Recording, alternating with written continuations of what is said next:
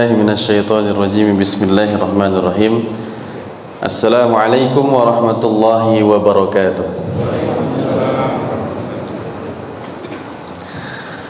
Alhamdulillah wassalatu wassalamu ala Rasulillah wa ala alihi wa sahbihi wa man walah wa ba'd. Allahumma ati nufusana taqwaha wa zakkiha anta khairu man zakkaha anta waliyuha wa maulaha, amin ya mujibas sa'ilin. Amma ba'd. Hadirin jamaah sekalian yang dimuliakan Allah Subhanahu wa taala. Alhamdulillah, pada kesempatan pagi ini kita sudah sampai di 19 Ramadan. Tak terasa sudah 19 Ramadan, artinya tinggal 11 atau 10 Ramadan lagi kita akan lewati Ramadan ini. Nggak kerasa tuh dua, Pak. Yang pertama, nggak kerasa saking nikmatnya. Allah kasih nikmat, dimudahin sholat qiyamnya, dimudahin puasanya, dimudahin infaknya, dimudahin tilawahnya. Jangan sampai kita yang kedua nggak kerasa karena nggak kerasa nikmatnya. Auzubillah. Ya, karena apa? Karena Allah cabut nikmat menjalani Ramadan itu dari diri kita. Nah, maka mari kita sama-sama bersyukur kepada Allah Subhanahu wa taala yang telah memberikan kita begitu banyak nikmat. Di antara nikmat yang luar biasa adalah nikmat Ramadan. Kenapa? Ya, karena ya dalam hadis riwayat Muslim, sahabat Thalhah bin Ubaidillah pernah bermimpi tentang dua sahabat yang mana satu mati syahid, satu mendapatkan Ramadan lebih banyak dari sahabat yang mati syahid. Mimpinya itu ia melihat ketika kedua sahabat itu dipanggil oleh malaikat penjaga pintu surga, yang disuruh masuk duluan ternyata yang Ramadannya lebih lama. Ketika ditanya ke Rasulullah, kenapa ya Rasulullah, padahal mati syahid kan mulia,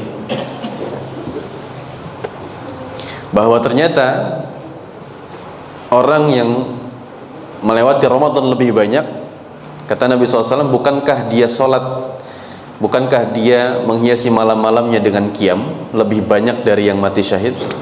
Bukankah dia juga puasa di bulan tersebut?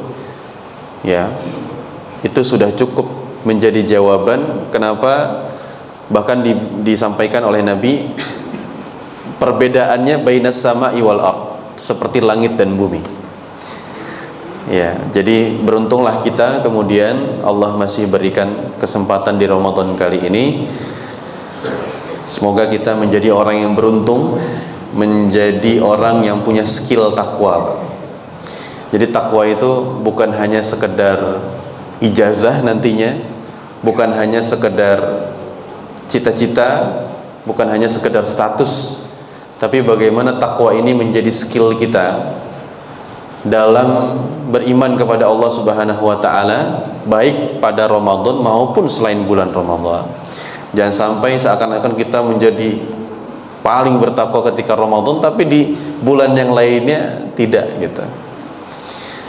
Nah, ini modal kita, Pak, ya, untuk bisa kemudian menghadapi bulan-bulan selain Ramadan yang harus punya kontrol sosial dan kematangan dari diri sendiri.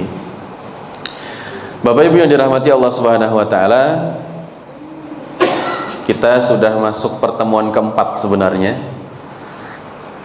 Ya, sebelumnya kita sudah bertemu 3 kali, Pak, ya, membahas tentang ilmu waris. Bagi yang sudah ikut dari awal, nah, insya Allah hari ini bersambung gitu ya. Jadi tali demi talinya tersambung. Tapi bagi yang belum mengikuti, silahkan bisa buka lagi YouTube-nya. Sudah ada 3 pertemuan dari mulai kenapa kita harus belajar waris. Nah, tadi hadis-hadisnya dijelaskan di situ, bahkan ayatnya pun dijelaskan. Jadi Al-Quran itu Apa perbedaannya Quran dengan hadis? Dalam Al-Quran, kalau bicara masalah hukum syariat, yang dijelaskannya sedikit maka diperinci di hadis. Dan memang kalau bahasa Al-Quran membahas tentang ahkamus syar'i, membahas tentang hukum-hukum syariat, itu hanya prinsip-prinsipnya. Secara mendetail dibahasnya di hadis. Seperti zakat fitrah, seperti masalah zakat, masalah sholat, ya gerakannya diperjelas di hadis. Waktu-waktunya juga ya diperjelasnya di hadis, kapan saja kita sholat. Tapi kalau masalah peradaban, ya masalah kehidupan, masalah visi seorang muslim, ya ini bahasannya luas di Al-Quran. Sedangkan di hadis ini tinggal melengkapi saja. Nah, yang sedikit itu tadi, yang hukum syariat itu, yang sedikit itu dibahasnya dalam, yang prinsip-prinsipnya saja dibahas dalam Al-Quran. Ada satu hukum yang kemudian dibahasnya secara detail dan perinci, yaitu ilmu waris.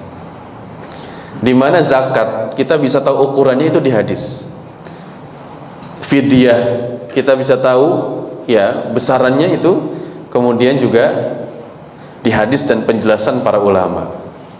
Tapi ilmu waris ini dibahas secara detail langsung oleh Allah Subhanahu wa taala. Ini menandakan bahwa ilmu waris ini amatlah penting, sangat penting. Dampaknya kan kita kemarin sudah belajar. Ternyata banyak bom waktu yang terjadi karena penyimpangan ilmu waris. Ya. Semisal ya keluarga tidak akur, tidak harmonis karena harta warisan yang belum terbagi, kemudian sampai bahkan dibawa ke pengadilan. Ya. Kemudian ada kemarin cucu yang menggugat neneknya di Lampung itu. Ternyata yang menang cucunya. Apa tega kita gitu ya.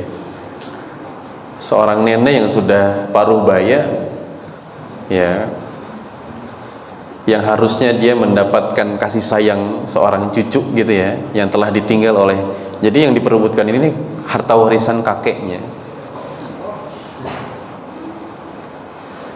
Ya, akhirnya rumah yang ditinggalkan neneknya itu setelah dimenangkan oleh cucunya,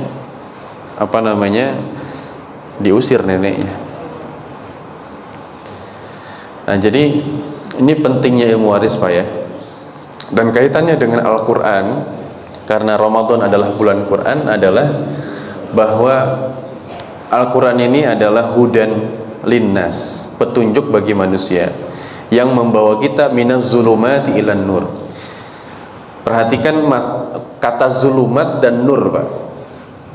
Kalau kita lihat kata zulumat, zulumat itu bentuknya jamak dari zulmatun. Zulmatun ini mufrad atau tunggal. Tapi ketika jadi zulumat ini banyak. Artinya kita ini tanpa Quran ada di ya wilayah yang penuh dengan kegelapan, berlapis-lapis kegelapan. Ya, ibarat kata kalau dulu Nabi Yunus itu ada di dalam ikan besar. Ikan besar tersebut ada di dasar laut. Ya, kemudian ya diselimuti dengan suasana yang gelap. Nah, itu kondisi zulumat, Pak. Kondisi kita tanpa Al-Quran. Jadi gelap, di dalam gelap. Ini misalnya kita ada di dalam ruangan yang gelap. Susah nih nyari pintu.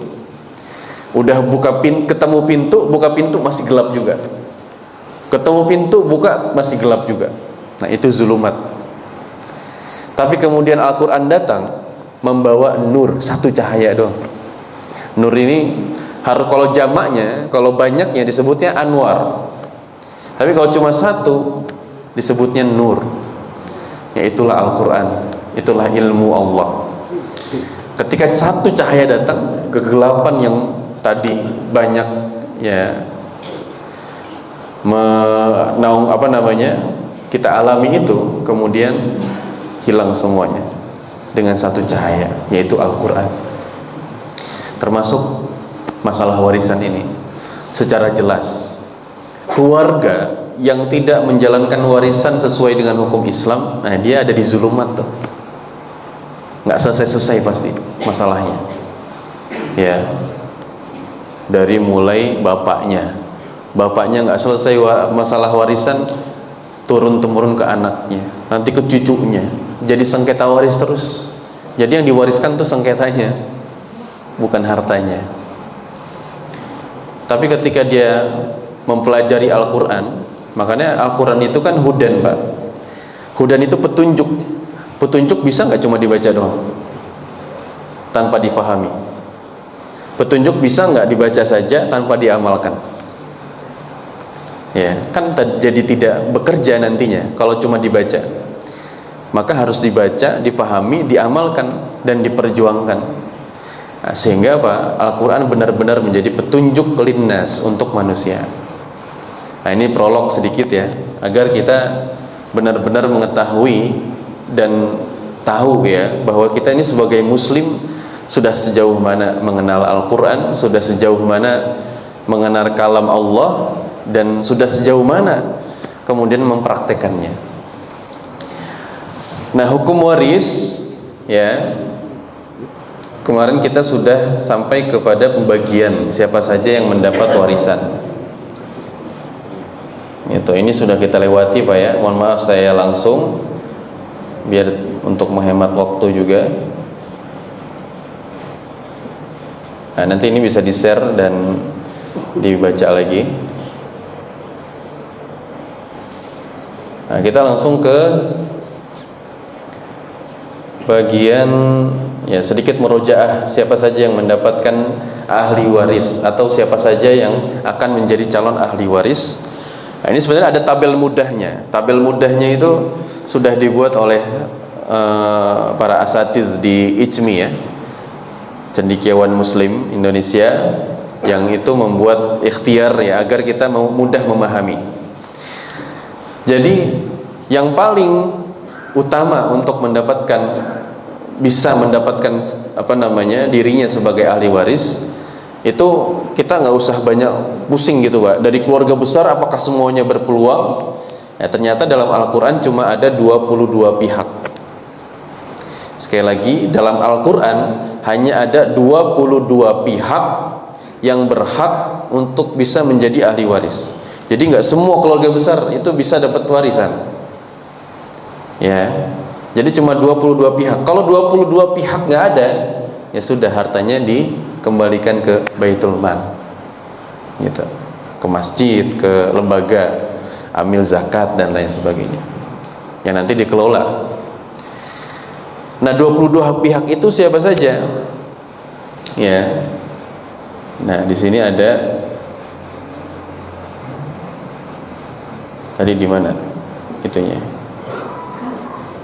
Di sini ya, yang WA tadi.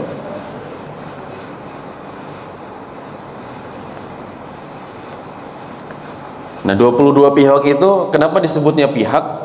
Karena bisa jadi satu pihak ini banyak orangnya. Tidak disebut 22 orang, tapi 22 pihak ya, karena satu pihak ini bisa banyak orangnya. Misalnya istri ya, mungkin ada yang istrinya 2 gitu ya, 3, 4. Nah, berarti nanti berpengaruh kepada bagiannya. Misalnya anak perempuan bisa 1, 2, 3 ya. Nah, ini ya. Jadi ini adalah 22 pihak yang akan menjadi calon ahli waris kita. Siapa saja? Ya, diantaranya adalah pertama tentu pasangan halal kita, suami, istri, ini yang kolom merah ya. Nah, kita ini nanti posisinya di sini, pewaris, muwaris. Ya, kita ini semua calon pewaris. Nanti kita tinggalkan istri, atau kalau istri yang meninggal yang ditinggalkan suami. Siapa lagi? ada anak laki-laki, anak perempuan. Nah, kemudian turunnya ke bawahnya cucu, kalau ada cucu, maka hanya cucu dari anak laki-laki. Jangan tanya-tanya dulu, Pak ya. Kok gitu misalnya. Ini udah dari Al-Qur'an dulu nih. Dari Al-Qur'an dulu. Ya, dulu sahabat kalau udah perintah Quran udah jalani dulu, baru nyari hikmahnya nanti. Nah, selanjutnya kalau ini ring 1 ya, ring 1 tadi. Jadi ada ring 1, kalau ring 1 ada, ini yang lain tuh bisa terhalang, jadi nggak dapet. Makanya kalau masih ada ring 1, kita nggak usah pusing-pusing baginya. Bukan kita juga yang bagi sebenarnya. Kita udah nggak ada kan. Ya, jadi nanti yang keluarga yang ada itulah yang kemudian membaginya. Nah, ring 1 ini ada anak laki-laki. Jadi yang terdekat dari kita, anak laki-laki, anak perempuan, suami atau istri, kemudian ke atas ibu dan ayah. Nah, ini ring 1 nih. Kalau ada ring 1 udah nih yang ini nomor ID ya, ada nomor ID di sini. 10, 9, 11, 12 dan seterusnya di sini. Ini nggak dapat semua nih. Termasuk cucu nggak dapat. Gitu ya. Jadi gampang, kalau masih ada ring 1 berarti mereka yang prioritas dapat. Kenapa? Karena di sini ada anak laki-laki dan ada ayah. Yang mana mereka laki-laki selanjutnya punya kalau anak laki-laki itu udah pasti asobah. Asobah itu apa? Dapat sisa. Kalau udah dapat sisa berarti yang cucu ini nggak dapat. Gitu ya. Saudara-saudarinya juga nggak dapat. Ponakan, paman, sepupu, kakek, ya, atau misalnya ibu menikah lagi, punya saudara dari ibu yang setelah menikah, itu juga tidak dapat. Kalau ada anak laki-laki selesai, gitu ya, tinggal dibagiin dulu ke istri, dibagiin ke ibu dan ayah, dibagiin mungkin kalau ada anak perempuan, sisanya ke anak laki-laki, selesai. Kalau anak laki-laki nggak ada, nah nanti yang jadi asobah ini ayah kita, gitu, ayah yang mewariskan. Nah, nanti biar nggak bingung kita kasih contohnya lah ya. Nah, tapi ini 22 pihak yang akan menjadi calon ahli waris kita. Ya, silakan dilihat dan diingat dan nanti bisa di-share gitu ya. Jadi kita paham sehingga apa? Kalau ada yang bukan 22 pihak, ya, atau misalnya sekarang kasusnya sedang kita jalani, orang tua kita yang wafat gitu kan.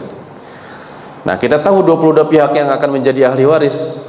Nah, tiba-tiba ada yang bukan 22 pihak. Nah, kita jadi bijaksana tuh. Ya, bahwa kadang ada ya, orang-orang yang ngotot misalnya yang jadi ahli warisnya istrinya, tapi yang ngotot untuk dibagiin suaminya gitu. Berarti suaminya kan menantu orang yang wafat gitu. Ya, misalnya ada seorang lelaki wafat, dia punya anak sudah menikah gitu ya. Kadang yang ngotot itu menantunya, atau kadang yang ngotot untuk dibagiin waris itu iparnya. Yang ngotot karena pengen hartanya ya, bukan ngotot karena pengen dibagikan secara hukum Islam gitu. Nah, jadi kalau sudah tahu nih 22 pihak ini, ya, insya Allah kita bisa lebih bijak gitu dalam menentukannya. Terus gimana yang tidak termasuk 22 pihak ini? Maka bisa masuk ke dalam wasiat. Gitu ya. Jadi wasiat kan kemarin pengertiannya apa? Tidak boleh diberikan kepada ahli waris. Jelas sekarang ahli warisnya siapa? Berarti selain ahli waris maka bisa diberikan wasiat. Gitu. Jadi tetap ada alternatifnya. Baik. Setelah tahu ya siapa saja yang akan mendapatkan waris, maka kita masuk ke dalam, nah ini ya, yang bukan ahli waris, misalnya ada dari pihak internal yang masih keluarga kita, tapi ternyata bukan ahli waris. Siapa saja? Contohnya cucu anak perempuan. Kita punya cucu dari anak perempuan, nah ini bukan ahli waris. Kita punya paman bibi ya dari ibu kita, itu juga bukan ahli waris. Kita punya keponakan dari paman dan ya bibi kita, dari ibu kita, itu juga bukan ahli waris. Termasuk keponakan perempuan ya dari paman kita, dari ayah kita, itu bukan ahli waris. Nih, yang jadi keponakan sepupu semuanya laki-laki dari jalur laki-laki, gitu ya. Jadi gampangnya semua keponakan sepupu bahkan cucu itu semua dari jalur laki-lakinya, dari anak laki-laki kita. Kalau keponakan berarti dari saudara kita, ya, saudara kandung kita. Kalau yang laki-laki ya, yang laki-laki. Kemudian kalau sepupu juga dari paman kita, gitu ya, dari jalur ayah. Adapun dari pihak eksternal, misalnya juga ada anak tiri, anak angkat, mantan istri. Nah, ini yang sering terjadi kasusnya nih, mantan istri. Gimana Pak kasusnya? Ada yang pernah melihat kasusnya? Misalnya ada yang kemudian sudah menikah, ya, istri pertama gitu ya, menikah dengan istri pertama, di sini berjuang nih luar biasa, dari mulai nol gitu ya, kemudian sampai punya aset dan lain sebagainya. Istri yang pertama ini ikutan gitu, ikutan bangun bisnis bareng-bareng lah, ya. Kemudian suatu hari clash, ada masalah, cerai gitu ya. Kemudian nikah lagi, yang suaminya nikah lagi. Nah, terus kemudian setelah padahal kan sebenarnya kalau sudah bercerai udah nggak ada hak lagi tuh si istri itu, si mantan istri itu. Nah, tapi kadang ada aja gitu ya, kalau belum selesai masalah harta pembagiannya sebelum setelah cerai. Nah, nanti istri pertama ada yang suka mantan istri itu menggugat setelah si mantan suaminya meninggal, ya, digugat tentang warisan itu. Meskipun secara hukum tetap yang akan menang adalah istri yang sah. Atau masalah lain, nah ini bukan mantan istri, ada dua istri gitu ya, jadi punya istri dua. Sama juga kasusnya, istri pertama berjuang dari nol, ketika udah mapan nikah lagi dengan istri kedua. Nah, si laki-lakinya meninggal. Nah, nanti istri pertama tuh minta jatah paling banyak. Padahal apa? Padahal kan sama rata. Maksudnya ketika nih istri kalau suaminya meninggal dapat berapa bagian, Pak? Ada dua ya. Ada dua pilihan.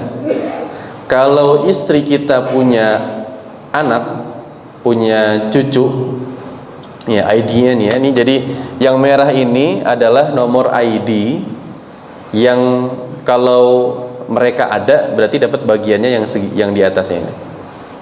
Ada nomor 1, nomor 2, nomor 19, nomor 20. Nah, nomor 1 anak laki-laki, nomor 2 anak perempuan, 19 cucu laki-laki dan 20 cucu perempuan.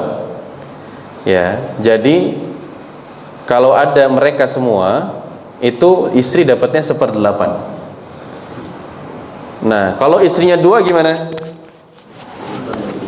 Ah, betul. Bukan masing-masing 1/8, tapi 1/8 itu dibagi 2. Ya, kalau masing-masing 1/8 kan berarti 1/16, 1/16 gitu ya. Nah, pusing. Ya, ibu-ibu udah mikir nih. Nah, kalau tidak ada nomor ID nomor 1, 2, 19, 20, artinya anak kandung nggak ada, cucu nggak ada, maka dia dapat 1/4 istri. Nah, mau istrinya 4, 3, 2 gitu ya, 1/4 ini dibagi 4, 1/4 ini dibagi 3 gitu. Jadi pokoknya pihak istri itu 1/4 kalau tidak punya anak. Nah, tapi tadi alibi istri yang pertama, ya, bahwa sebagian aset suaminya adalah jerih payah mereka gitu, atau jerih payah dia sama suaminya. Istri kedua nih dapat ininya doang, dapat enaknya doang gitu. Nah akhirnya kadang suka ada yang menggugat seperti itu juga ke ranah hukum. Nah, maka yang punya istri 2 nah, silakan diperjelas kepemilikan hartanya, gitu ya, dan dididiklah gitu ya, agar tidak clash di suatu hari nanti ketika kita sudah nggak ada. Baik, aman ya. Kalau aman kita lanjut. Termasuk juga menantu dan ipar ini bukan ahli waris. Dan ini tidak mempengaruhi usia. Maksudnya apa? Misalnya ada anak kita banyak, nggak berpengaruh tuh. Mau yang lebih tua, mau yang lebih muda, bagiannya tetap sesuai Quran. Mau dia sudah menikah, mau dia belum, kan kadang gitu ya. Kita karena tidak melihat atau memahami ilmu Qurannya, nah sehingga kita memandangnya dari sudut pandang kita. Ah, dia sudah menikah, sudah punya kerjaan, udah mapan lah, gitu ya. Kasih yang belum aja. Nggak begitu, ya, tidak begitu. Tetap syariatnya kita jalani dulu. Setelah syariatnya dijalani, ada musyawarah, nah itu dipersilahkan. Tapi yang penting apa? Hukum Allahnya nggak dilanggar dulu. Jangan sampai kita mengatasnamakan kasih sayang kepada keluarga, tapi melanggar apa namanya, atau membuat Allah murka karena tidak menjalani perintahnya. Jadi tidak juga memandang dia sudah kerja atau belum, memandang dia sudah punya rumah atau tinggal serumah atau belum, atau tidak gitu ya. Dia anak yang paling dicintai atau sebaliknya, anak yang sudah kaya atau sebaliknya gitu ya, atau dia paling berjasa. Ada kasus juga kan. Jadi ada seorang ibu punya 4 anak, 3-nya sudah berkeluarga, tinggal di luar rumah, sudah punya rumah masing-masing. Tinggal si bungsu ini yang kemudian selalu merawat ibu satu-satunya. Nah, ketika merawat ibu satu-satunya, ya tidak serta-merta kemudian si anak bungsu ini yang dapat semua hartanya, tidak. Tetap ya bagiannya sesuai Quran. Ya, tapi kemudian si ibu itu ya, nah ini juga masukan apa namanya, kaitannya dengan hibah juga ya. Si ibu itu kemudian menghibahkan seluruh rumahnya ini dan seisinya untuk anak bungsunya tanpa disaksikan oleh kakak-kakaknya yang sudah berkeluarga di luar rumah, sudah punya rumah masing-masing. Nah akhirnya apa? Karena tidak disaksikan dan tidak disampaikan ke yang lain. Kalau hibah kan diakatinnya sebelum wafat, ketika masih hidup, dan dibagikannya juga ketika masih hidup. Nah sudah wafat ibunya, anaknya bilang, yang bungsu ini bilang kemudian, ini sudah ibu hibahkan kepada saya, jadi tidak usah dibagikan warisannya, yang lain saja. Nah, tapi kemudian kakak-kakaknya nggak terima, saya nggak ada yang jadi saksi di sini nih, gitu ya. Ya akhirnya secara hukum harusnya jadi hibah, ya, tapi secara muamalah ini bisa menjadi bom waktu. Dan kalau masuk persidangan nggak ada bukti yang kuat, selesai. Nah, makanya memang selain kita di negara hukum ya ini menjalani syariat kita dengan bersumber pada Quran dan hadis, ya, pastikan juga kita memenuhi legalitas itu, ya. Sehingga ketika kita pengen berbuat baik tapi tidak sesuai hukum gitu kan, akhirnya niat kita kemudian bisa kandas juga. Nah selanjutnya baru masuk ke bab penghitungan. Bagaimana menghitungnya? Ada beberapa istilah ya nanti dalam penghitungan. Yang pertama ada istilah fard atau fardu, adalah nilai bagian pecahan harta yang sudah ditetapkan oleh Quran dan Sunnah. Jadi ini pecahan-pecahan ini sudah keluar bukan dari mulut Nabi tapi dari kalamullah, dari perkataan Allah. Ya jadi ini pesan cinta Allah nih, kamu dapat segini, kamu dapat segitu. Karena kan kita sudah belajar ya kemarin fikih harta, bahwa Allah yang menitipkan hartanya kepada kita, bukan kita yang memiliki. Ya, kita ini dititipkan harta untuk dimanfaatkan sebagai wasilah beribadah. Bisa jadi harta yang ada di rekening kita, harta yang ada di dompet kita, atau aset yang kita miliki hari ini karena ya setelah kita membelinya, itu bisa jadi bukan milik kita. Ada mungkin hak-hak orang lain yang Allah titipkan ke kita. Karena konsepnya wa mimma razaqnahum yunfikun. Ya, jadi harta ini adalah bagian terkecil dari rizki. Ya, ayatnya mengatakan Allah telah memberikan rizki kepada kita dan rizki itu harus diinfakkan. Ya, jadi rizki itu luas, diantaranya harta. Berarti Allah ingin apa? Ketika harta diberikan kepada kita, ya untuk amal soleh, gitu ya, untuk kebutuhan yang memang membantu kita untuk bisa beribadah kepada Allah dengan lebih baik lagi, gitu ya. Nanti akan dipertanggungjawabkan. Nah, termasuk ketika kita wafat, ini semua kembali ke Allah nih harta kita, kepemilikannya. Ya, jadi ketika kita wafat, harta yang kita tinggalkan itu milik Allah. Makanya Allah yang bagi, bukan jadi milik anak, bukan jadi milik istri, tidak lantas menjadi milik siapapun, tapi kembali kepemilikannya ke Allah. Makanya Allah bagi dalam surat An-Nisa itu. Nah, sekarang yang aku titipkan hartanya ini sudah meninggal. Nah, sekarang hartanya aku bagi, gitu kan enak bahasanya tuh. Ya, hartanya sekarang aku titipkan ke kamu, gitu ya. Manfaatin untuk ibadah. Kan beda jauh Pak ya dengan kebiasaan keluarga yang kemudian tidak merujuk kepada Al-Quran, menganggapnya wah ini milik saya, wah saya harus dapat sekian. Ya, jadi orientasinya beda gitu. Tapi kalau orientasi kita udah Allah, ya maka kita menganggapnya hanya titipan gitu kan. Bahkan Nabi SAW itu tidak meninggalkan sepeser pun Pak. Sampai aset pun tidak ditinggalkan oleh Nabi SAW. Semuanya sudah diwakafkan sebelum wafat. Bahkan rumah-rumah Nabi SAW nggak ada yang atas nama Nabi. Jadi semuanya atas nama istri. Tenang Pak hisab kita Pak. Nah sekarang rumahnya masih atas nama kita, kasih istri. Nah itu sunnah Pak. Karena Nabi istrinya kan ya masing-masing punya rumah. Itu atas nama istrinya semua itu. Ya jadi hisabnya enteng. Karena Nabi memikirkan di H-2 atau H-3 sebelum wafat. Di hari itu Nabi memikirkan hal-hal yang bisa menghalangi Nabi ya untuk cepat menuju surga Allah.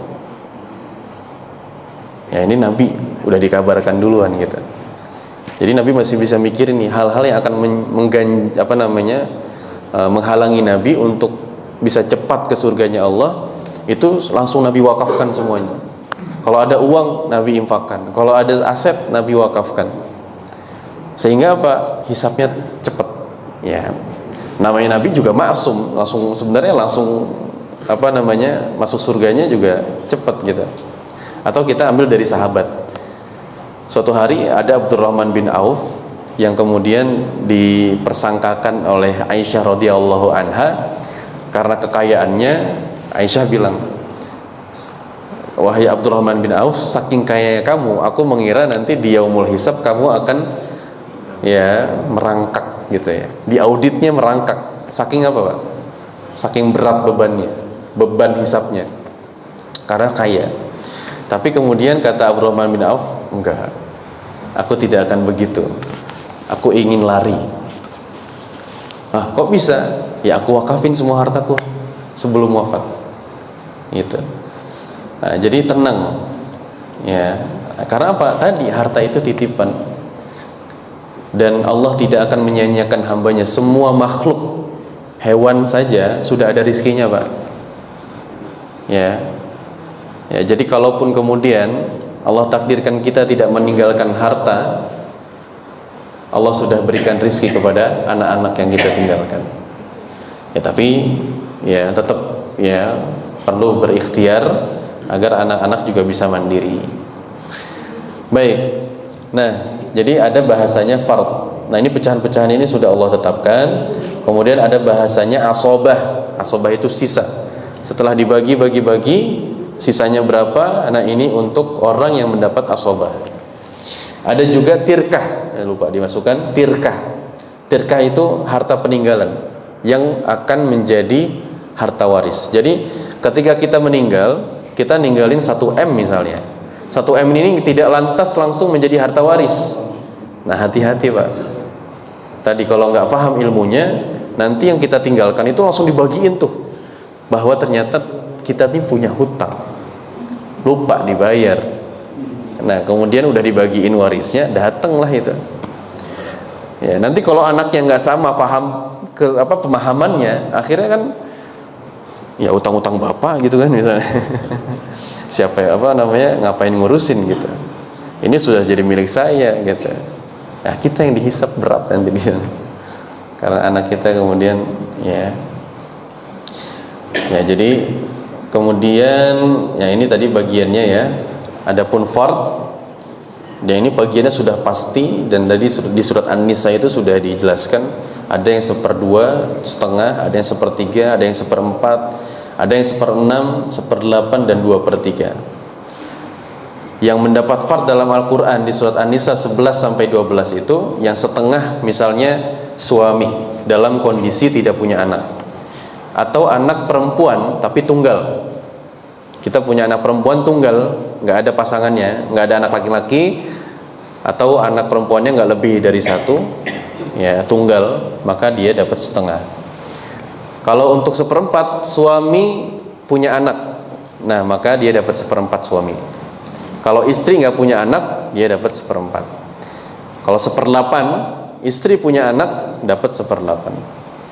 1/3, ya ibu, kita meninggal, punya ibu, masih ada ibu, dan belum punya anak kita, maka ibu dapat 1/3. Tapi kalau kita punya anak, maka ibu dapat, dan ayah juga dapat 1/6. Ya bahkan kalau mungkin kemudian sampai ke atas, karena ayah kita nggak ada, kakek kita masih ada, nah kakek nenek kita kemudian bisa dapat 1/6 kalau kita punya anak. Dan terakhir dalam Quran juga disebutkan 2/3 untuk anak perempuan yang lebih dari 1 tanpa ada laki-lakinya. Jadi kalau kita punya anak 3 perempuan semua, nah maka 2/3 dibagi 3. Ya. Setelah dibagi ke istri, dibagi ke anak, 2/3-nya saja. Nanti 1/3-nya bisa dialokasikan ke ahli waris yang lain. Baik. Langkah-langkah dalam rumus menghitung waris. Yang pertama, tentukan siapa yang meninggal. Ya jangan sampai belum meninggal udah bagi waris. Atau kadang orang bercerita itu bilangnya paman saya meninggal. Meninggal, yang ditinggalkan bibi saya, pusing kita Pak. Jadi udah aja siapa yang meninggal taruh jadi pewaris. Nah berarti yang meninggal bibi kita selaku apa? Istrinya. Nanti meninggalkan anak siapa gitu. Jadi tentukan dulu siapa yang meninggal dan taruh di kolom pewaris ini. Nah, nanti udah tinggal nyesuaiin aja. Yang ditinggalin siapa? Istri, suami, atau siapa? Nanti kalau dibilang bibi saya, bingung nanti. Di sini nggak ada bibi gitu kan. Jadi biar tidak memusingkan, tentukan siapa yang meninggal dan taruh di letak pewaris. Yang kedua, tentukan mana ahli waris, mana yang bukan. Nah, tadi yang pertama tentukan siapa yang meninggal, ini juga berpengaruh Pak terhadap pembagiannya. Misalnya ada yang kecelakaan. Nah kecelakaannya ini nggak langsung beruntun wafatnya gitu ya bareng-bareng. Jadi ada si A dulu yang wafat, terus si B ini udah dibawa, terus masih bisa diselamatkan, dibawa ke rumah sakit, nanti wafat gitu. Nah ini jadi urutan. Nah, berarti nanti dalam penghitungan warisnya dimulai dari yang si A dulu, yang wafat duluan. Nah karena apa? Nanti kan si A ini ada bagiannya yang diberikan ke si B gitu. Misalnya yang meninggal istri sama suami gitu, punya anak. Nah, yang meninggal istri duluan misalnya. Nah, nanti kan ada haknya suami kan gitu. Baru nanti suami yang dihitung, ada hak untuk anaknya. Setelah tentukan siapa yang meninggal, tentukan mana ahli waris dan mana yang bukan. Tadi tinggal merujuk kepada 22 pihak tadi. Kalau 6 orang internal masih ada, ring 1 aman. Maksudnya kita nggak usah pusing. Tapi kalau ring 1-nya ayah nggak ada, anak laki-laki nggak ada, nah ini bisa berpeluang ke ring 2. Misalnya saudara kandung, misalnya cucu gitu ya, itu bisa dapat juga. Jadi melebar. Jadi tentukan siapa yang ahli waris dan siapa yang bukan. Jadi kita bisa tahu suaranya, ya, karena ada suara-suara yang noise gitu ya, yang bukan ahli waris tapi dia paling keras. Nah, bisa diredam nih. Nih, kamu bukan ahli waris jadi santai. Ya. Lalu yang ketiga, tentukan harta warisan. Kemarin sudah belajar kita bagaimana menentukan harta warisan. Ada 3 kewajiban mayit yang harus ditunaikan sebelum jadi harta waris. Jadi tadi yang ditinggalkan misalnya 1M. 1M ini dikurangi 3 kewajibannya. Apa aja saja? Yang pertama, pemulasaran jenazah. Tapi sebagian ada yang ditanggung keluarga, ada yang ditanggung masjid gitu misalnya. Nah, itu nggak masalah. Tapi kalau nggak ada yang nanggung, berarti ditanggung oleh harta yang ditinggalkan pewaris. Lalu yang kedua, tunaikan hutangnya. Ya, ini kenapa didahulukan? Karena ini hubungannya dengan manusia, hubungannya dengan janji, hubungannya dengan hutang. Ya, hutang harus dibayarkan. Ya, jadi sehingga Pak, kalaulah kemudian hutang dibagi, harta nggak ada sisa, ya berarti nggak ada harta warisan, gitu. Kalau ternyata dari 1M itu hutangnya 900 juta gitu kan. Udah nggak ada harta waris Pak. Terus 100 jutanya buat wasiat gitu kan. Udah selesai, nggak ada harta waris. Ya, tapi tenang. Ya, tenang, gitu ya. Inilah syariat Islam gitu, begitu adil. Jadi hutang dibayar, baru setelahnya wasiat. Sedangkan wasiat tidak boleh lebih dari 1/3. Karena nanti sisanya akan menjadi haknya ahli waris. Nah, baru 3 kewajiban selesai, jadi harta warisan. Nah, inilah yang nanti akan dibagikan kepada ahli waris. Dan keempat, dahulukan yang mendapat fard. Dahulukan yang mendapat fard itu maksudnya yang ring 1 tadi. Ayah, ibu, istri atau suami, kemudian anak laki-laki, anak perempuan. Nah, ini yang mendapatkan fard itu, yang tadi di surat An-Nisa itu ya. Lalu kemudian yang terakhir baru tentukan yang mendapat asobah. Karena kalau udah tahu siapa yang mendapat sisa, berarti nggak bisa ngalir lagi tuh ke ring yang lainnya. Ya, contohnya tadi, kalau ada anak laki-laki, lihat Pak, di sini ada lingkaran-lingkaran ya. Ya, ini bukan telur. Ya, ini lingkaran ini menandakan nomor-nomor ID yang terhalangi kalau ada anak laki-laki. Kalau ada anak laki-laki, maka nomor 10 tidak dapat, nomor 9 tidak dapat. Ya, ini yang tidak dapat nih ditulis di sini, ada nomornya. Gitu. Jadi kalau kita pusing ngafalnya, udah aja lihat nomor di sini. Nah, itu ya. Jadi ada 5 tahapan untuk kita bisa membagikan ahli waris sesuai dengan tuntunan syariah. Jadi kalau bisa kita musyawarahkan, ngapain kita kemudian ke pengadilan agama? Ya, berarti memang kita harus pahami dulu. Maka kita masuk ke contoh kasus. Ini mohon maaf nih, kemarin ada yang WA saya dari Permata Pamulang juga, belum saya jawab. Nah, saya tidak sebut siapa, tapi kita bahas sedikit nih. Ini masuk contoh soal nih. Kalau di sini ada beberapa contoh, misalnya seorang laki-laki wafat tidak punya anak atau keturunan, tetapi meninggalkan seorang istri. Ada laki-laki wafat tidak punya anak, ya, kemudian tetapi meninggalkan seorang istri, maka berapa yang diterima istri bila harta warisannya 4 miliar? Pengennya mah semua Bu ya. Kalau 4 miliar, istri nggak punya anak dapat berapa Bu? Berapa?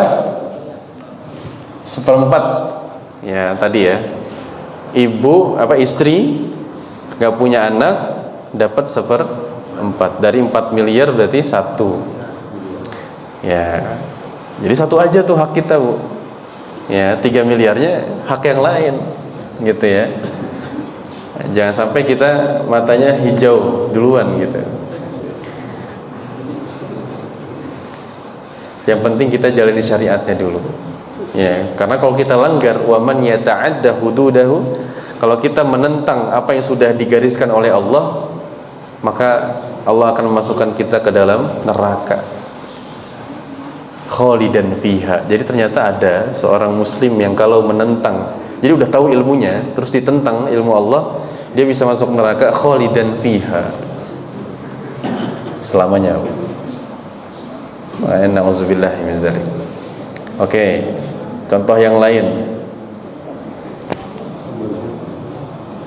Oh udah, masuk sinilah contohnya.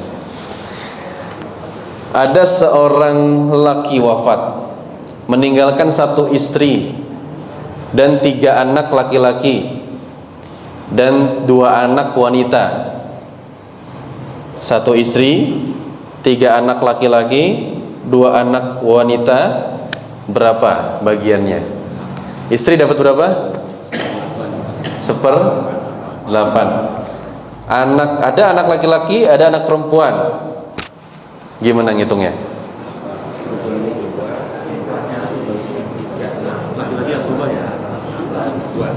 Nah, ini enak juga nih. Kalau punya anak laki-laki, terus ada anak perempuan juga, ini dua-duanya jadi asobah. Jadi kalau di sistem warisnya itu namanya asobah li ghairihi. Dia jadi asobah karena kehadiran anak laki-laki. Tadi kan kalau anak perempuan tunggal kan setengah. Kalau anak perempuannya lebih dari 1 berapa? 2/3. Kalau laki-laki saja asobah. Nah pertanyaannya, kalau ada laki-laki ada perempuan, nah dua-duanya jadi asobah, tapi bagiannya balik lagi ke Quran, az-zakaru mislu hazzil unsayain. Jadi laki-laki 2 kali lipat lebih banyak dari perempuan, jadi 2/1. Nah maka dalam kasus ini ya, anak laki-lakinya 3, anak perempuannya 2. Ya berarti intinya laki-laki dapat 6 gitu kan, masing-masing 2, perempuan dapat 2, masing-masing 1. Jadi ada 8, dari 1/8 tinggal 7/8 ya. Nah 7/8 itu dibagi 8. Nah nanti 2 bagian buat laki-laki masing-masing, 1 bagian untuk perempuan masing-masing. Nah, masalah ngitungnya itu bisa pakai kalkulator Pak. Ini yang penting tahu bagiannya dulu. Baik ya, jelas ya. Pokoknya kalau ada anak laki-laki dan perempuan udah 2/1. Jadi tidak sama rata. Nah ini yang jadi kesalahan kita kan. Udah pokoknya anak sama rata. Jadi udah dibagi langsung, mau laki-laki mau perempuan. Yang sama rata itu kalau anaknya laki-laki semua. Nah kalau anak laki semua enak kita ngitungnya. Anak 5 laki semua udah langsung dibagi 5 gitu. Tapi kalau ada perempuannya tadi 2/1. Baik, masih mau soal lagi? Satu lagi ya. Seorang wanita sekarang wafat, suaminya sudah wafat lebih dulu, lalu meninggalkan 2 anak laki-laki. Nah, berarti suaminya sudah wafat, menyusul istrinya wafat, meninggalkan 2 anak laki-laki masih hidup, dan 1 anak laki-laki yang wafat lebih dahulu dari almarhumah. Bagaimana nih? Dan 1 anak laki yang wafat lebih dahulu dari almarhumah, berarti sudah wafat juga. Nah, jadi jangan sampai bingung. Saya ulangi ya. Jadi ada seorang wanita wafat, ternyata suaminya juga sudah wafat, meninggalkan anaknya ini ada 3, 2 anak laki-laki, 1 anak perempuan. Meninggalkan 2 anak laki masih hidup dan 1 anak laki sudah wafat. Nah, ini juga jadi kesalahan di sebagian kita, bahwa kalau ada anak laki-laki, ada anak laki-laki ya, terus dia punya anak, berarti kan cucu kita. Nah, anak kitanya ini yang kandung ini sudah wafat, ada cucu, gitu ya. Nah, ini tidak lantas kemudian yang sudah wafat ini tetap dapat bagian, karena kemarin kan syarat ahli waris apa? Harus masih hidup. Masya Allah. Ya, jadi kalau sudah wafat nggak dapat ya. Nah, kecuali nanti ada misalnya di anak kandung kita udah nggak ada lagi nih anak, jadi udah habis anaknya, tapi ada cucu dari anak laki-laki. Nah, cucu ini bisa berpeluang menjadi ahli waris ya, karena sudah nggak ada anak lagi di kitanya kalau kita wafat. Balik lagi ke kasus tadi, berarti siapa yang menjadi ahli waris, siapa yang tidak? Suaminya ahli waris bukan? Sudah wafat bukan? 2 anak laki-laki yang masih hidup ahli waris? 1 anak laki yang sudah wafat ahli waris? Tidak, berarti ahli warisnya cuma 2 anak laki. Berapa bagian anak laki-laki? 2 anak laki-laki 2. Anak laki-laki 2. Anak laki-laki 2. Ini tinggal dibagi 2. Dan selesai, karena dihalangi oleh anak laki-laki, keberadaan anak laki-laki itu. Jadi yang lain nggak dapat. Gitu. Kecuali kita masih ada ayah ibu masih dapat. Langsung, terus sisanya untuk anak laki-laki gitu, langsung dibagi 2. Ya, jadi begitu. Nah, kalau ada yang nanya kenapa laki-laki lebih banyak, nah balik lagi ke kajian pertama. Ya, balik lagi ke kajian pertama, silakan dibuka di YouTube-nya. Mungkin sementara itu dulu Pak ya. Ya, karena memang pengembangan dari ilmu waris ini sangat luas. Permasalahan juga sangat kompleks. Kadang kalau kita ada yang konsultasi waris tuh, yang kita selesain bukan hitungannya dulu Pak, konflik keluarganya dulu. Ya, karena kalau konflik keluarganya selesai, insya Allah pembagian mudah gitu. Demikian, mungkin ada pertanyaan. Wallahu a'lam. Fadhol. Ada pertanyaan dari 3 dulu, dari ibu-ibu 1. Ada lagi? Pak Toto ya 2. Sesi pertama 3 dulu, silakan. Bismillahirrahmanirrahim. Terima kasih Pak Ustaz, mau izin bertanya. Mungkin menindaklanjuti hampir sama dengan kasus yang tadi Pak. Ini terkait dengan warisan. Kebetulan mertua saya itu meninggalkan 1 orang anak. Cuma sebelum dia meninggal, saya pernah guyurin beliau. Ini ada harta yang ada, ini dibaginya, dia bilang dibagi sama rata antara anak laki. Ternyata qadarullah, mertua meninggal disusul sama anaknya yang 1 meninggal. Sekarang tinggal anaknya 1 lagi. Untuk pembagian warisan yang ada itu seperti apa? Apakah asobah ke anak yang masih hidup? Karena kemarin sudah ada amanah. Ini harta, saya bilang ada cucunya ada 5. Kita belum tahu ilmunya. Dibagi sama rata ya gitu.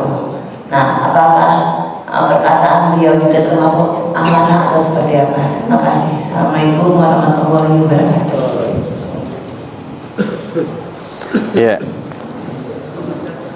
Ya, jadi bedakan amanah karena tidak tahu bahwa ada hukum yang kemudian hukum Islam yang berlaku, dengan bahwa hukum Islam ini juga amanah Allah gitu. Ya, jadi dahulukan dulu hukum Allah gitu ya. Karena ya kita kemudian memaklumi karena ketidakfahaman. Jadi tetap melakukan apa yang kemudian dihukumi oleh Allah sebagai syariat yang harus kita jalani. Nah, berarti tadi kan yang ditinggalkan tinggal siapa? Tinggal anak tunggal 1 lagi Pak, anak laki. Yang meninggal tadi yang meninggal ibunya dan adiknya laki-laki. Ibunya meninggalkan siapa?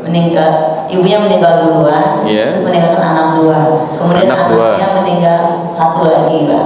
Anaknya meninggal satu, tinggal satu lagi anak Pak, laki-laki juga. tapi sebelum anak yang satunya meninggal tadi sudah dibagikan. Secara itu tidak ada secara formil, tapi hanya sebagai perkataan aja tadi yang saya sampaikan tadi.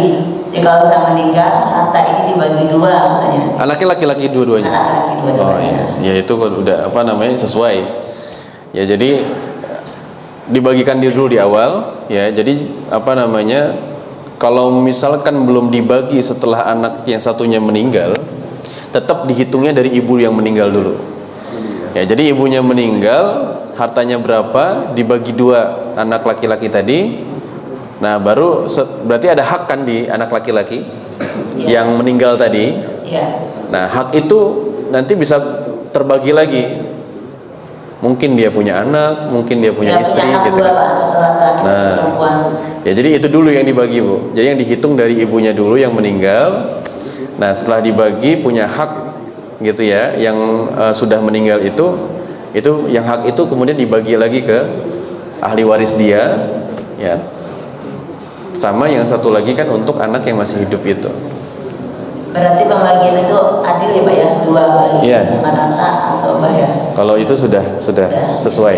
Baik, terima kasih Itu. Pak Ustaz. Assalamualaikum Waalaikumsalam. warahmatullahi wabarakatuh. Waalaikumsalam warahmatullahi wabarakatuh. Kedua, Pak Toto ya.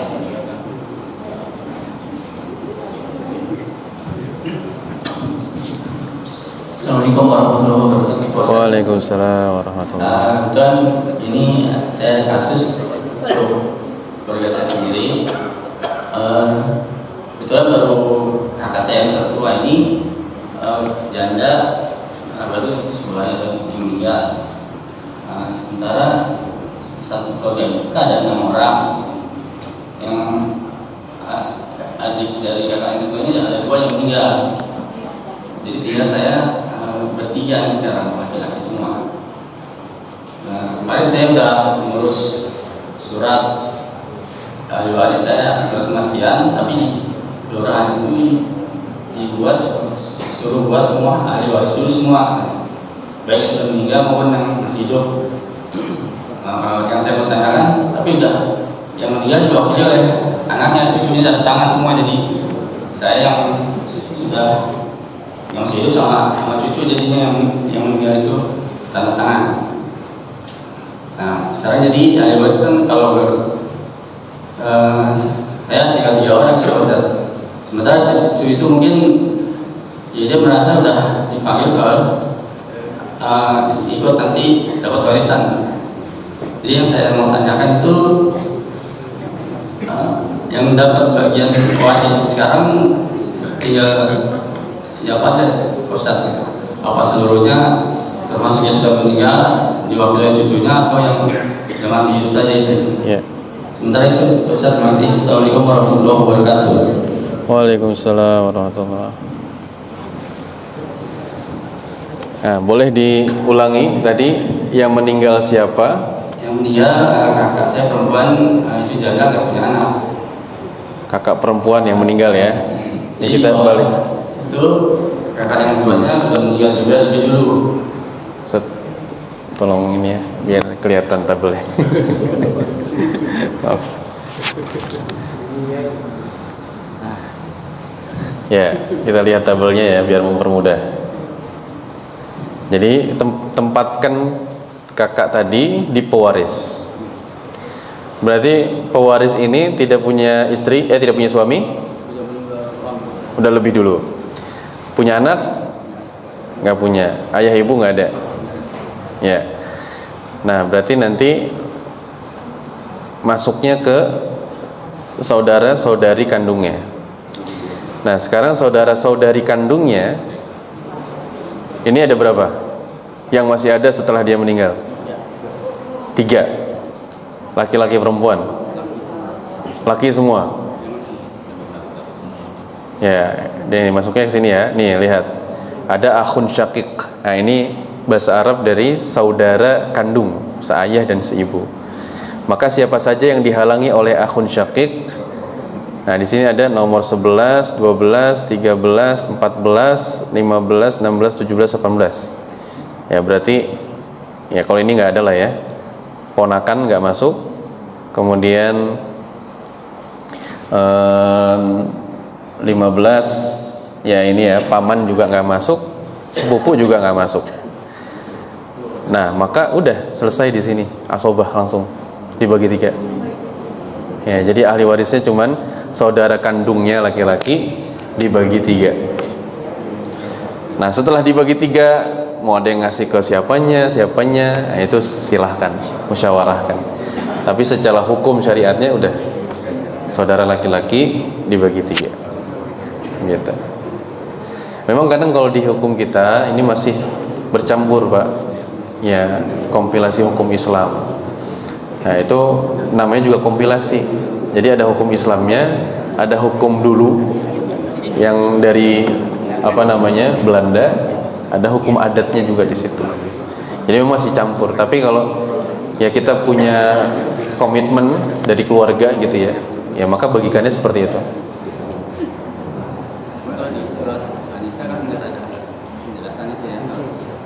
Di apa? Ya, di surat An-Nisa hanya ashabul furud. Nah ada lagi nanti kalalah itu di surat An-Nisa terakhir. Nah itu saudara perempuan kalau tidak salah. Ya, dari nanti sisanya ini semua ada dalam hadis, termasuk saudara kandung, keponakan, ya kemudian sepupu, paman, gitu. Cukup, insyaallah Pak ya, mau nggak menantu. Ada lagi? 1 miliar. Assalamualaikum warahmatullahi wabarakatuh. Waalaikumsalam. Begini Pak Ustaz kan tadi bilang kalau ada utangnya ya, berarti nggak ada. Tapi ini anak-anaknya nggak ada yang meninggalin Ustaz. Dia punya utang 5M. Tapi anak-anak nggak. Yang meninggal punya utang. Jadi tapi si anak-anak ini yang memang nggak peduli, pokoknya saya mau mereka. Jadi nggak pedulikan utang itu bagaimana? Dia nggak menghiraukan lah. Ya. Terima kasih Pak Ustaz. Assalamualaikum warahmatullahi wabarakatuh. Ya, nasib Pak. Ya, jadi memang ya, benar. Ya. Tadi anak yang ketika tidak ya disampaikan ilmu itu, nggak tahu ilmunya, akhirnya apa? Ya sudah, harta yang ditinggalkan diambil semuanya, tidak peduli bapaknya punya hutang atau tidak, yang meninggal punya hutang atau tidak. Ya sudah gitu. Nah, kecuali ada pihak keluarga yang sadar gitu ya, jadi memang tidak bisa mengobati ya, harus ada mungkin yang paham ya, datang ke situ gitu ya. Tapi kita bisa mencegah dari sekarang Pak, kalau itu terjadinya sama kita. Tetap harus dibayar karena itu hutang manusia ya. Ya jadi tetap ya, namanya hutang manusia harus diawalkan dibayar sebelum menjadi harta waris. Kalau nggak ada, kalau hutangnya sudah dibayar ternyata nggak ada harta waris, ya sudah gitu. Nah cuma kan kalau kita meninggal kita nggak bisa ngingetin gitu kan. Makanya ngingetinnya sekarang gitu. Nah ini perlu juga lah ya dalam manajemen keluarga gitu ya. Mungkin ada ahli-ahli parenting di sini juga gitu ya, bahwa sebisa mungkin suami meskipun sungkan untuk mengutarakan hutangnya, tetap harus ada saksi dan tahu gitu dari pihak keluarga, minimal istri gitu. Sehingga apa, ketika kita wafat nih utang-utang kita jelas gitu. Saya pikir kalau komunikasinya bagus dengan istri, insya Allah itu malah saling dukung akhirnya. Ya jadi sampaikan, ya nggak masalah. Sehingga apa, lebih baik kita sampaikan nanti di akhirat selamat ya, daripada kita sungkan ya ternyata istri nggak tahu, nggak ada yang bersaksi juga, dan hutang itu nggak terbayar sampai ya kemudian kita wafat ya, bahkan sampai dunia ini berakhir gitu ya. Ya akhirnya nanti dihisap gitu dan akan dipertanggungjawabkan. Jadi bisa kita cegah dari sekarang, artinya dengan memberitahu siapa atau ngasih pendidikan ke anak-anak gitu ya, bahwa hutang ini harus dibayar dan lain sebagainya. Makanya kita kan kalau meninggal itu kemudian nanti ada yang menyampaikan kan dari pihak keluarga atau siapa yang masih punya hutang, hajat yang belum selesaikan, ya tolong sampaikan ke keluarga. Begitu. Ya, karena memang hutang ini begitu pentingnya untuk dibayarkan. Ya, insyaallah.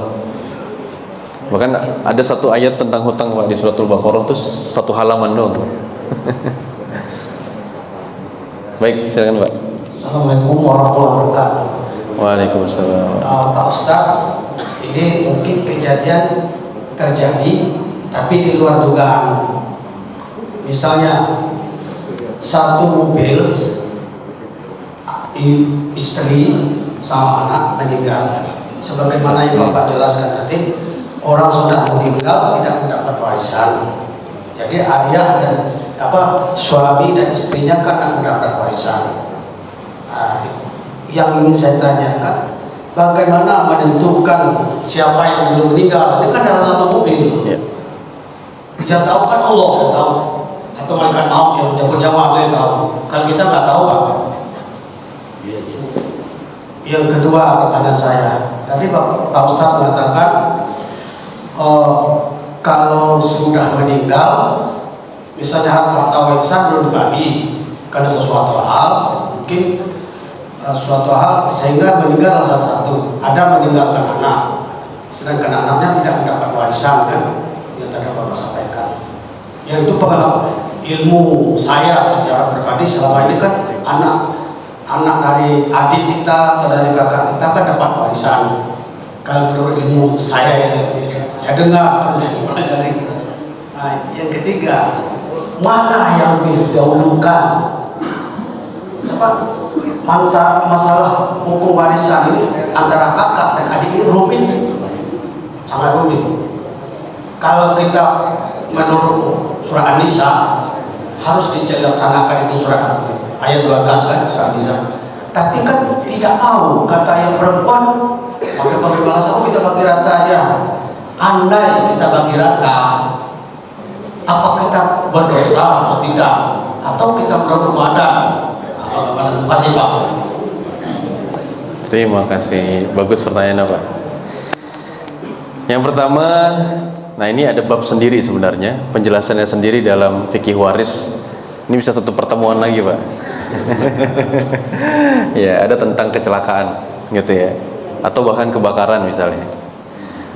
Nah jadi kalau sekarang udah canggih kan, ada forensik Pak, ya kan, ilmu forensik, ada ahli-ahlinya. Nah itu dia bisa menelisik ya, meskipun perkiraan manusia kan, ini wafat sudah berapa lama ya. Nah itu nanti dari ilmu yang itu ya barulah diurut, nanti dihitungnya satu-satu, tidak dikumpulin jadi satu harta peninggalannya terus langsung dibagikan, enggak ya. Tadi dihitung dulu dari siapa duluan yang meninggal ya, dari ilmu forensik tadi itu ya, siapa yang diurut. Kalau memang udah nggak ketahuan siapa yang meninggal, ya sudah ikhtiar kita. Ya misalnya sudah kita urut mulai dari ayahnya, gitu ya. Ayahnya kita hitung, karena nanti ada bagian untuk ibunya, gitu kan. Nah nanti sudah dibagi, kita hitung ibunya, kita hitung mungkin anaknya juga situ wafat, gitu ya. Nah, jadi hal-hal seperti itu harus tetap diurut, dirunut, gitu ya. Nah, sehingga kita bisa membagikannya kepada yang masih hidup dengan adil. Sesuai dengan adil itu maksudnya sesuai dengan ketentuan Allah, gitu ya. Bukan adil menurut kita, tapi adil menurut Allah. Itu yang pertama. Nah, yang kedua tadi saya kurang nangkep pertanyaannya Pak, mohon maaf. Saya jawab yang ketiga dulu ya. Kalau masalahnya kakak adik gitu kan, balik lagi tadi. Ya, ini bukan masalah siapa yang paling dituakan atau siapa yang dimudahkan, bukan. Tapi ini masalah perkara menjalankan syariat Allah. Sebagaimana kita nggak nawar-nawar kan, ya Allah kenapa sholat subuh 2 rakaat, kenapa nggak 4 gitu, kenapa sholat maghrib nggak 5, kenapa 3 gitu kan. Sama, ini juga sama, Allah sudah netapin segini ya segini gitu. Nah sekarang bagaimana kita menyampaikannya, itu yang kita pikirkan ya, bagaimana ilmu ini tuh bisa tersampaikan ke mereka gitu. Nah, sehingga mereka paham dan mau menjalaninya. Nah ketika memang mereka kekeh gitu ya untuk dibagikan sesuai dengan ego masing-masing, ya kita ambil bagian yang memang hak kita saja. Meskipun nanti ini udah kita bagi rata, kamu segini, pas kita hitung sendiri gitu ya, bagian kita nggak seni, ini kelebihan nih, yang hak kita aja yang diambil, yang kelebihannya itu udah balikin lagi gitu, sampai kemudian tetap kita ikhtiarkan, kita ingatkan gitu ya. Nah karena ini akan berkelanjutan Pak, kalau tidak dilaksanakan di atas gitu ya, ini ngitungnya jauh lagi nanti kita ya, ada hak-haknya ya. Antara kakak sama adik kan? Kalau mungkin kakak mungkin ada adiknya sedikit kan, bisa harus dilaksanakan Al-Quran bisa. Tapi yang ini apalagi yang perempuan harus bagi rata. Nah, jadi apakah bagaimana jalan keluar? Apakah kita kalau menurut adat kan harus bagi rata, kan kalau menurut adat. Nah, tapi kalau kita tidak melaksanakan Al-Quran kan menjadi berhutang sama Allah. Kalau kita Allah harus bayar. Kalau berhutang sama manusia kan bisa dihindar. Masih Pak. Ya sudah, tanya mau ikut Allah apa ikut ego sendiri. Nah disampaikan baik-baik aja Pak. Ya jadi kadang kalau kita nyampain tergantung gitu ya. Kadang ada juga yang nggak mau disampaikan sama adiknya atau keluarganya, tapi ketika disampaikan oleh ya mereka yang lebih tahu, nah itu masuk. Ya atau ya pokoknya cara-cara untuk bisa mengkomunikasikan ini untuk bisa dijalankan menurut syariat Allah, nah itu kita coba, kita ikhtiarkan. Kalau memang sudah usaha itu sudah bisa. Kalau saya terus terang ya. Ya tugas kita berusaha Pak. Cari pihak perempuan keras. Ya. Baru oleh suami. Betul kan, betul. Karena anaknya itu biasa. Iya. Ini tuh fenomena kita, fenomena. Ya. Hukum apa yang harus kita laksanakan supaya kita, kalau pokok tidak kita laksanakan, hukum adat yang lain tidak mau, salah satu yang tidak mau tapi tidak bisa dilaksanakan. Jadi kemana status? Siapa yang besar? Ikutin kelas waris Pak nanti sama saya.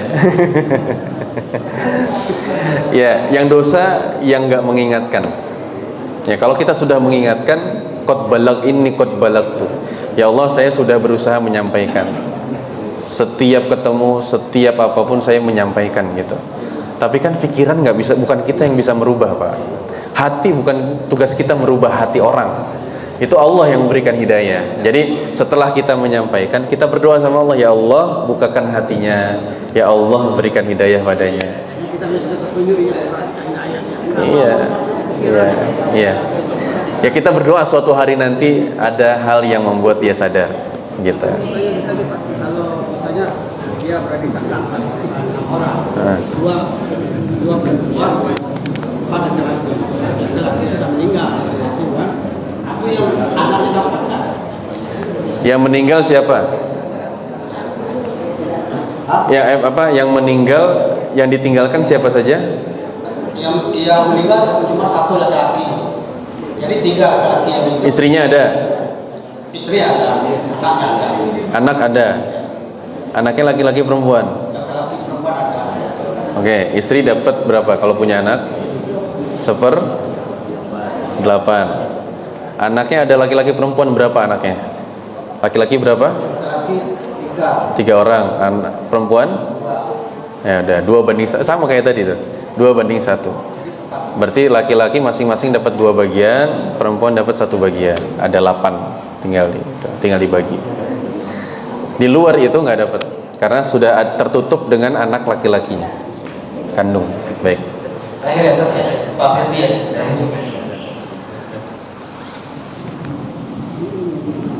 Baik, Assalamualaikum warahmatullahi wabarakatuh. Waalaikumsalam. Pak Ustaz, saya mau nanya begini, itu kalau pembagian harta waris rata-rata kan memang kelihatan gampang ya, 1/3, 1/4, setengah atau segala macam 2/3. Tapi itu kalau memang dalam bentuk uang kan, misalnya seperti itu kan. Saya juga pernah menonton ya di YouTube tentang pembagian hak waris segala macam. Itu kan dia bilang sepertinya dia itu tidak harus begitu orang tua laki meninggal gitu kan langsung harus dijual bagi, bukan begitu juga sebenarnya gitu sih ya. Yeah. Cuma bagaimana pelaksanaannya gitu kan, kadang-kadang harta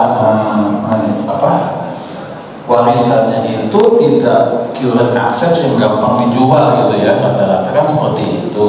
Apakah seperti dibuat suatu perjanjian walaupun itu belum terjual atau segala macam itu nanti ada hak-haknya apa begitu? Saya pun bertanya seperti itu.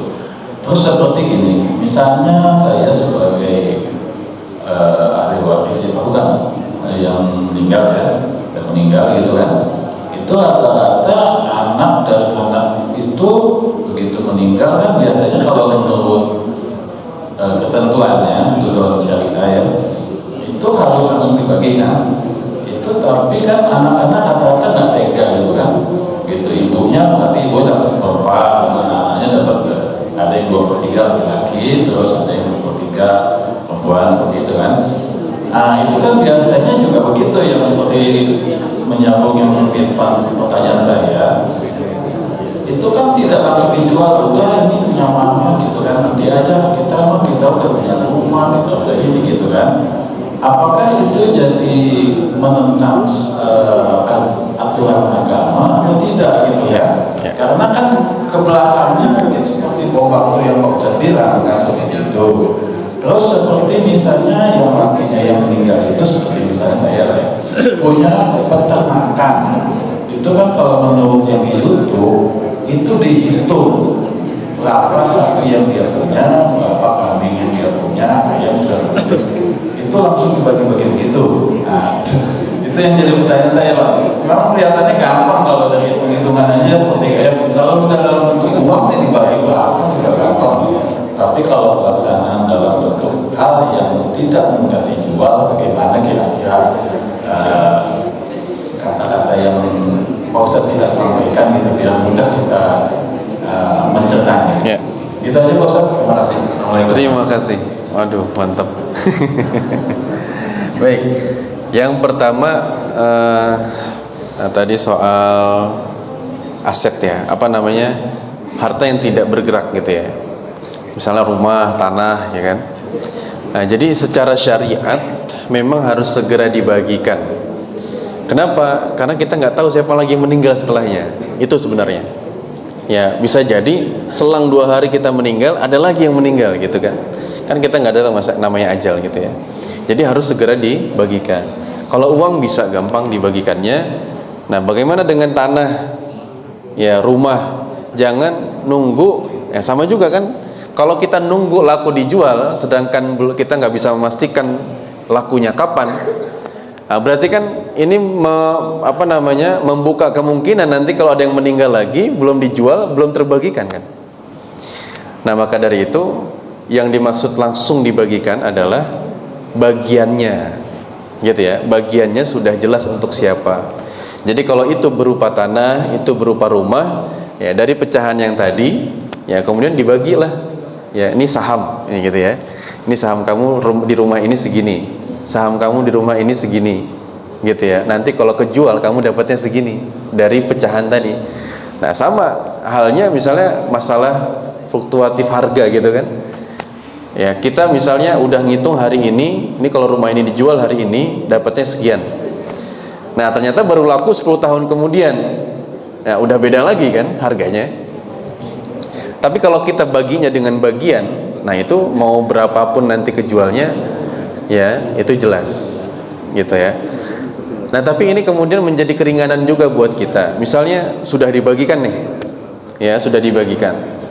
Nah nanti kan mungkin udah ada yang punya rumah, alhamdulillah masih berkecukupan. Nah ini bisa sudah dibagikan, kayaknya adik yang lebih butuh nih, saya hibahin ke adik. Udah pindah pemilikannya tuh. Atau ya udah nih musyawarah bareng-bareng. Ya, makanya ini pemahaman keluarga ya, penting sekali sebelum kita wafat. Yang lebih butuh ibu, udah kita hibahin ke ibu. Gitu. Ya, jadi fungsinya di situ juga. Ya, ketika kita menjalaninya dengan pemahaman, ya. Jadi setelah sudah menjalankan syariat itu, nanti musyawarah lagi silakan. Nah, tapi jadi bentuknya bagian ya, bentuknya saham. Lalu yang kemudian yang kedua, tadi kalau misalnya kita meninggal, apakah harus langsung dibagikan? Bisa nggak misalnya disimpan di sebagian misalnya, ini sering terjadi juga, ya udah semua harta warisnya dipegang sama istri atau suami gitu misalnya. Yang meninggal istri dipegang sepenuhnya sama suami, nanti yang kelola suami untuk anak-anaknya. Atau misalnya yang meninggal suami semuanya dikelola sama istri. Udah yang penting ini buat kepentingan gitu ya, buat kepentingan keluarga gitu kan. Balik lagi tadi, ya yang kita jalankan kan syariat Allahnya itu. Ya, jadi tetap harus dibagikan dulu. Adapun nanti dikelola sama ibunya, nah itu urusan kedua setelah bagiannya jelas. Ya, misalnya tadi udah tahu nih, ya ada juga misalnya anaknya kan masih kecil, ya nggak tahu apa-apalah, gitu ya masalah harta warisan. Tetap kita bagi, ya meskipun ya dan kita sampaikan gitu ya. Nah ini ada pemberian dari ayahmu sekian gitu misalnya, tapi ibu yang pegang ya nanti kalau kamu butuh ibu kasih gitu, dan ini bisa untuk kebutuhan kamu gitu. Jadi jangan sampai nggak bilang ke anaknya bagiannya, udah main aja dikelola, nggak tahu ya ternyata ketika dikelola itu pas udah tersampaikan ya pengeluarannya untuk hak anaknya itu nggak keluar semua, bahkan kurang. Nah yang bahayanya apa Pak? Berarti orang tuanya makan harta anak yatim, gitu. Itu yang bahaya. Atau makan harta anak piatu misalnya. Ya. Sorry Pak, ada yang tanya ada yang lupa tadi yang penting juga sih sebetulnya gini. Jadi si suami ini pada saat awal dari nolnya di rumah tangga itu istilahnya bekerja sama lah, patungan sampai terjadilah banyak kata seperti itu kan. Nah itu tetap dari segi ini walaupun belakangan sih istrinya jadi bekerja atau segala macam ya, semua akhirnya dikelola oleh suami. Nah itu bagaimana? Apakah tetap dia harus dapat seperempat itu atau seperdelapan itu? Nah, karena kan dia merasa dari awal membangun bersama berdua suami gitu kan. Apakah tetap seperti itu? Dan satu lagi nih, sorry itu kan kalau ada pembagian itu ada yang sisa ya pasti ya. Misalnya istri dapat 1/8, anak ada yang 2/3, ada yang 1/4. Itu kan tidak mudah pasti kan. Itu sisanya mana ya? Tadi ke ya siap. Ya jadi makanya tadi yang pertama tuh tentang apa tadi, maaf Pak, kalau apa?